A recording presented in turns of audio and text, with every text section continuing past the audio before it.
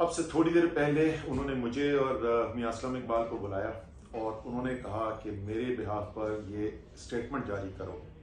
क्योंकि वो कह रहे हैं कि मेरे पास पहले से भी कुछ इन्फॉर्मेशन आ रही थी जिसका हमें पहले पता नहीं था, लेकिन उन्होंने ये कहा और उन्होंने कहा है कि 3 लोगों के ऊपर मेरा यकीन है कि जिन्होंने ये सब कुछ करवाया है, और वो 3 लोग जो हैं वो शहबाज शरीफ हैं, वो राना सनाउल्लाह हैं और वो मेजर जनरल फैसल है। ये उन्होंने कहा कि मेरे पास ये इंफॉर्मेशन पहले आ रही थी जिसकी बुनियाद के ऊपर मैं ये कह रहा हूँ कि ये जो कातलाना हमला करवाया गया ये इन लोगों ने करवाया है, और मुतालबा ये है कि इन तीनों को अपने ओहदे से हटाया जाए, और अगर इनको अपने ओहदे से नहीं हटाया गया तो फिर मुल्क गिर एहतजाज होगा, और फिर ऐसा नहीं हो सकता कि